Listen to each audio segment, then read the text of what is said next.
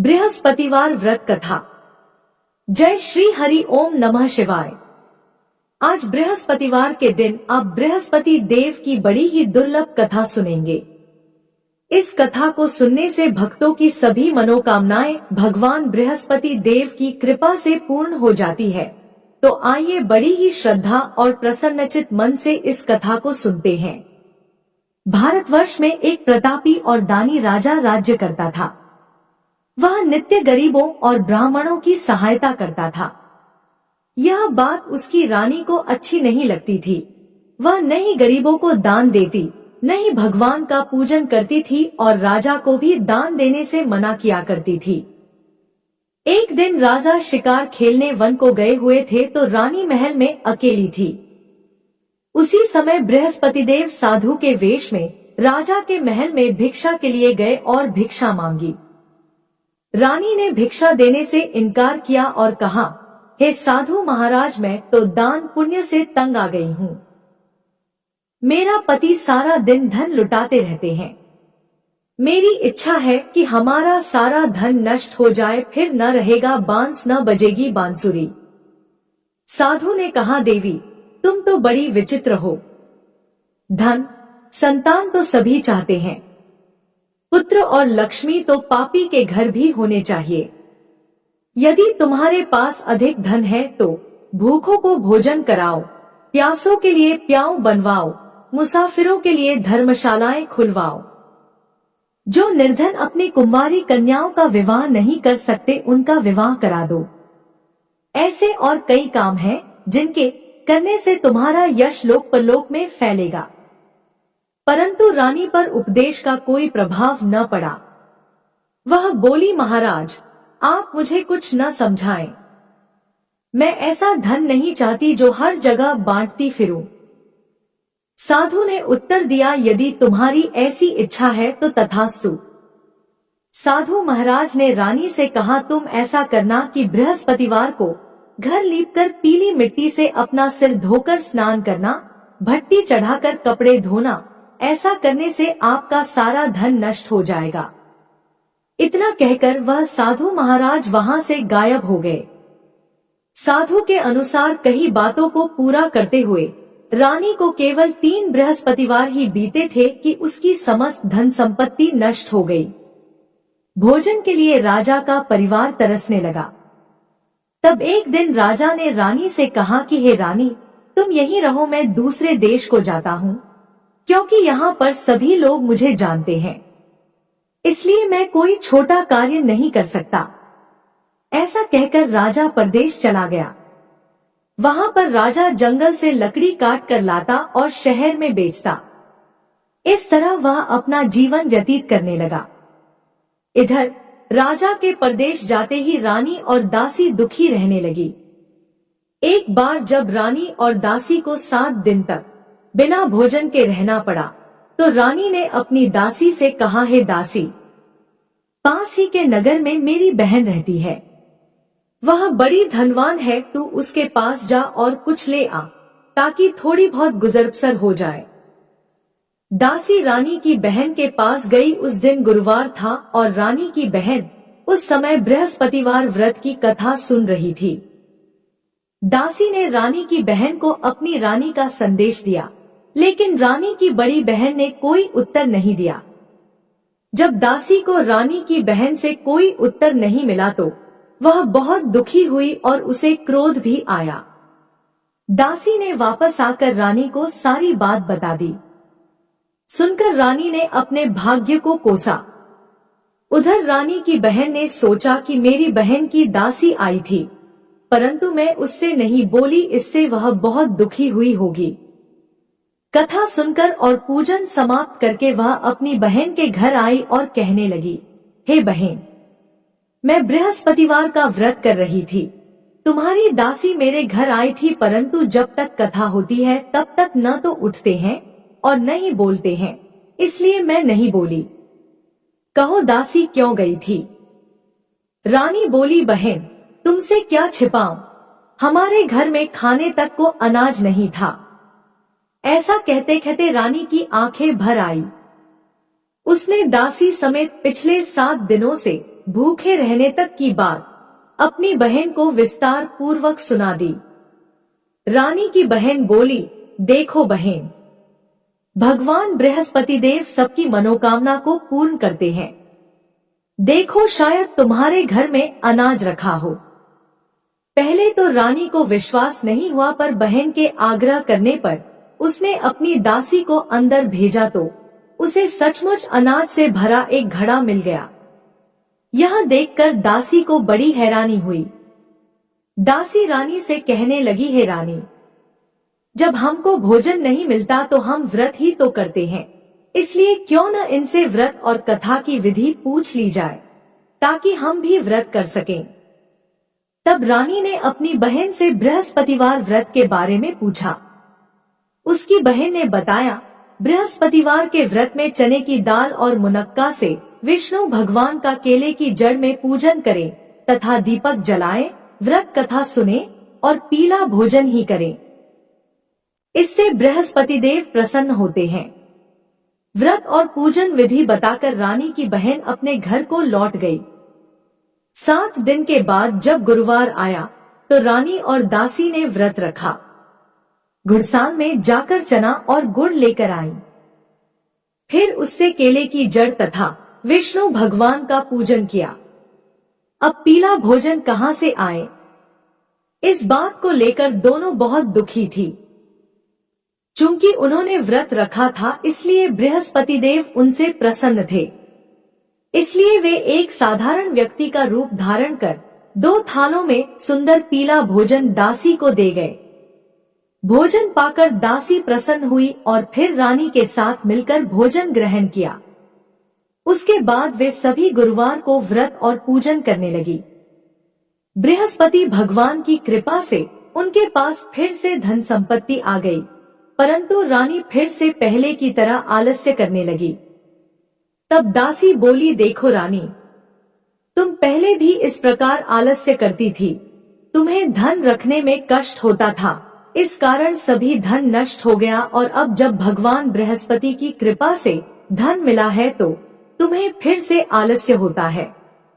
रानी को समझाते हुए दासी कहती है कि बड़ी मुसीबतों के बाद हमने यह धन पाया है, इसलिए हमें दान पुण्य करना चाहिए, भूखे मनुष्यों को भोजन कराना चाहिए और धन को शुभ कार्यों में खर्च करना चाहिए, जिससे तुम्हारे कुल का यश बढ़ेगा, स्वर्ग की प्राप्ति होगी और पितृ प्रसन्न होंगे। दासी की बात मानकर रानी अपना धन शुभ कार्यों में खर्च करने लगी, जिससे पूरे नगर में उसका यश फैलने लगा। बृहस्पतिवार व्रत कथा के बाद श्रद्धा के साथ आरती की जानी चाहिए। इसके बाद प्रसाद बांटकर उसे ग्रहण करना चाहिए। एक दिन राजा दुखी होकर जंगल में एक पेड़ के नीचे आसन जमाकर बैठ गया। वह अपनी दशा को याद करके व्याकुल होने लगा। बृहस्पतिवार का दिन था। एकाएक उसने देखा कि निर्जन वन में एक साधु प्रकट हुए। वह साधु वेश में स्वयं बृहस्पति देवता थे। लकड़हारे के सामने आकर बोले, हे लकड़हारे, इस सुनसान जंगल में तू चिंता मग्न क्यों बैठा है? लकड़हारे ने दोनों हाथ जोड़कर प्रणाम किया और उत्तर दिया, महात्मा जी, आप सब कुछ जानते हैं, मैं क्या कहूँ? यह कहकर रोने लगा और साधु को अपनी आत्मकथा सुनाई। महात्मा जी ने कहा, तुम्हारी स्त्री ने बृहस्पतिवार के दिन बृहस्पति भगवान का निरादर किया था, जिसके कारण भगवान विष्णु ने रुष्ट होकर तुम्हारी यह दशा कर दी। अब तुम चिंता को दूर करके मेरे कहने पर चलो तो तुम्हारे सब कष्ट दूर हो जाएंगे और भगवान पहले से भी अधिक संपत्ति देंगे। तुम बृहस्पतिवार के दिन कथा किया करो। 2 पैसे के चना मुनक्का लाकर उसका प्रसाद बनाओ और शुद्ध जल से लोटे में शक्कर मिलाकर अमृत तैयार करो। कथा के पश्चात अपने सारे परिवार और सुनने वाले प्रेमियों में अमृत व प्रसाद बांटकर आप भी ग्रहण करो। ऐसा करने से भगवान तुम्हारी सब मनोकामनाएं पूरी करेंगे। साधु के ऐसे वचन सुनकर लकड़हारा बोला, हे प्रभु, मुझे लकड़ी बेचकर इतना पैसा नहीं मिलता जिससे भोजन के उपरांत कुछ बचा सकूं। मैंने रात्रि में अपनी स्त्री को व्याकुल देखा है।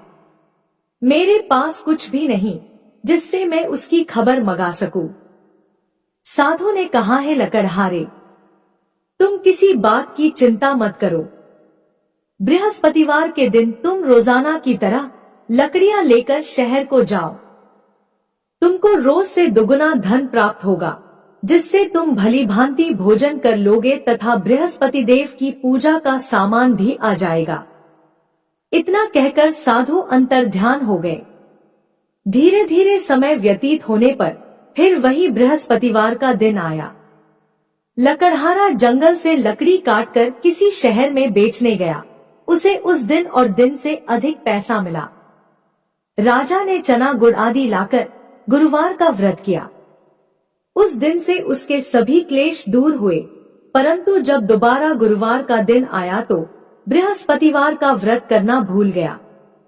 इस कारण बृहस्पति भगवान नाराज हो गए।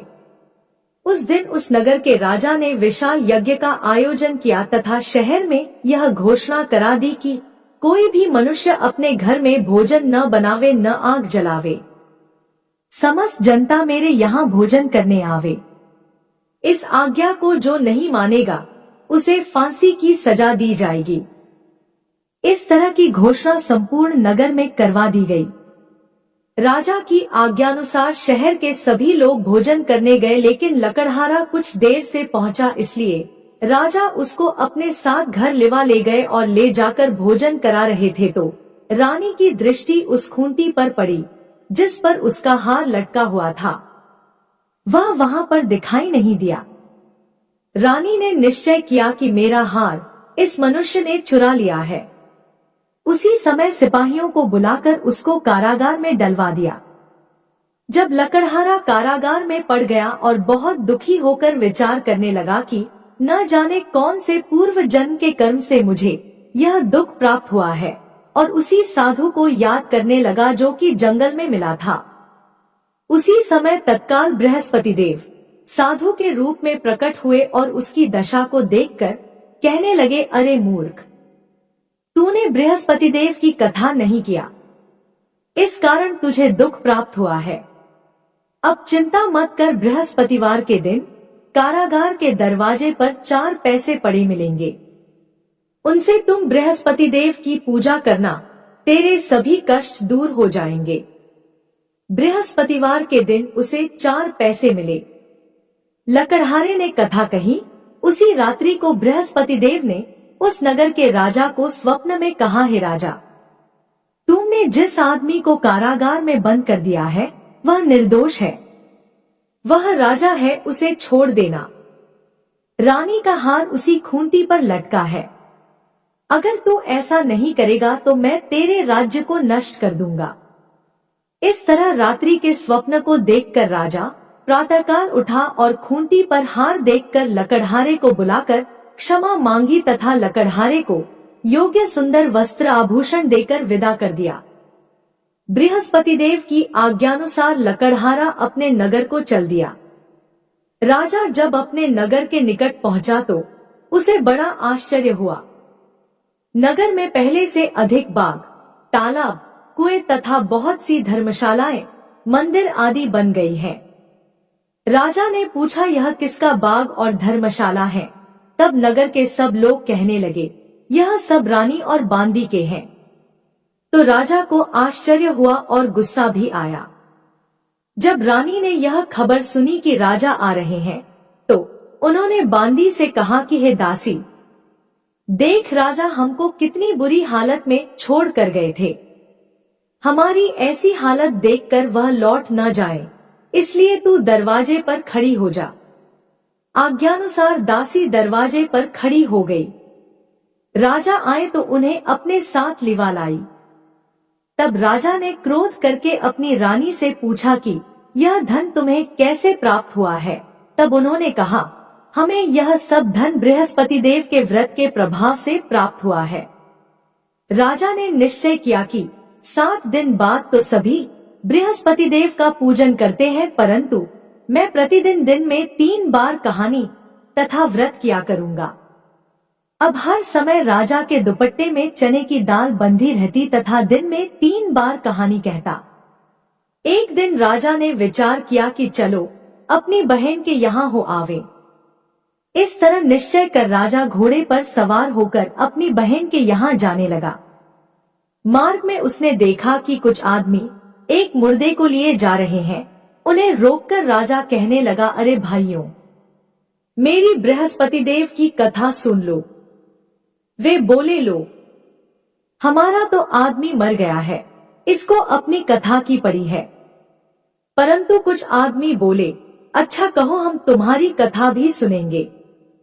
राजा ने दाल निकाली और जब कथा आरंभ की, कथा आधी हुई थी कि मुर्दा हिलने लग गया और जब कथा समाप्त हो गई तो राम राम कहकर मनुष्य उठकर खड़ा हो गया। आगे मार्ग में उसे एक किसान खेत में हल चलाता मिला। राजा ने उसे देखा और उससे बोले, अरे भैया, तुम मेरी बृहस्पतिवार की कथा सुन लो। किसान बोला, जब तक मैं तेरी कथा सुनूंगा तब तक 4 हरिया जोत लूंगा। जा अपनी कथा किसी और को सुनाना। इस तरह राजा आगे चलने लगा। राजा के हटते ही बैल पछाड़ खाकर गिर गए तथा किसान के पेट में बड़ी जोर का दर्द होने लगा।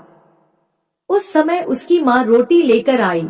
उसने जब यह देखा तो अपने पुत्र से सब हाल पूछा और बेटे ने सभी हाल कह दिया तो बुढ़िया दौड़ी दौड़ी उस घुड़सवार के पास गई और उससे बोली कि मैं तेरी कथा सुनूंगी, तू अपनी कथा मेरे खेत पर चलकर ही कहना। राजा ने बुढ़िया के खेत पर जाकर कथा कही, जिसके सुनते ही वह बैल उठ खड़े हुए तथा किसान के पेट का दर्द भी बंद हो गया। राजा अपनी बहन के घर पहुंचा। बहन ने भाई की खूब मेहमानी की। दूसरे दिन प्रातःकाल राजा जगा तो वह देखने लगा कि सब लोग भोजन कर रहे हैं। राजा ने अपनी बहन से कहा, ऐसा कोई मनुष्य है जिसने भोजन नहीं किया हो? मेरी बृहस्पतिवार की कथा सुन ले। बहन बोली, है भैया, यह देश ऐसा ही है कि पहले यहाँ लोग भोजन करते हैं, बाद में अन्य काम करते हैं। अगर कोई पड़ोस में हो तो देख कर आती हूँ। वह ऐसा कहकर देखने चली गई, परंतु उसे कोई ऐसा व्यक्ति नहीं मिला जिसने भोजन न किया हो। अतः वह एक कुम्हार के घर गई, जिसका लड़का बीमार था। उसे मालूम हुआ कि उनके यहाँ 3 दिन से किसी ने भोजन नहीं किया है। रानी ने अपने भाई की कथा सुनने के लिए कुम्हार से कहा तो वह तैयार हो गया। राजा ने जाकर बृहस्पतिवार की कथा कही, जिसको सुनकर उसका लड़का ठीक हो गया।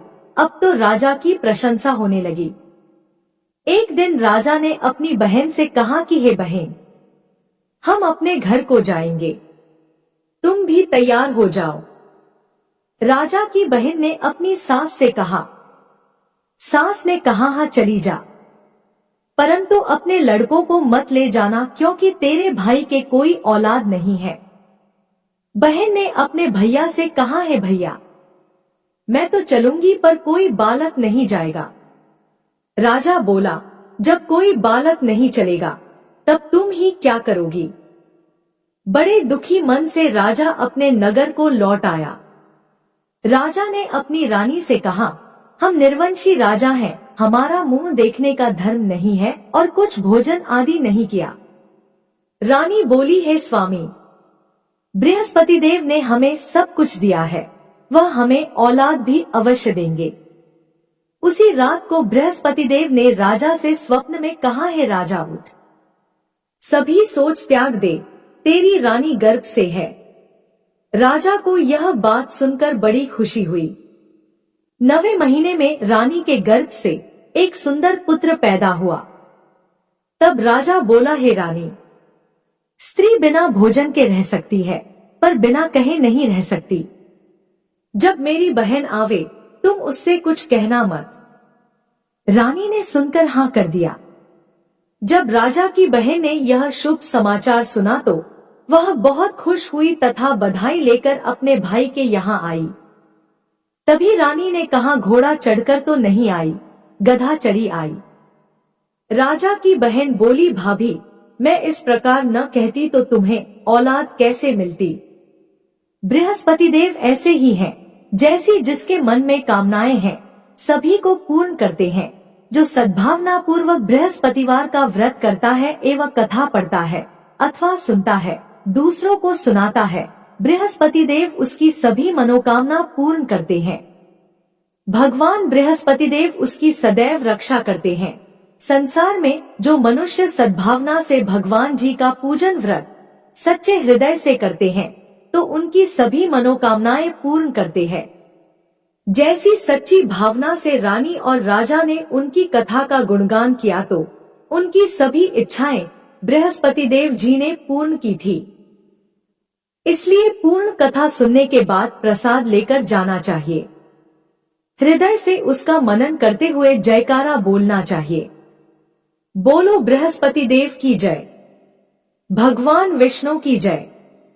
अगर वीडियो पसंद आई तो हमारे चैनल को सब्सक्राइब करें। धन्यवाद।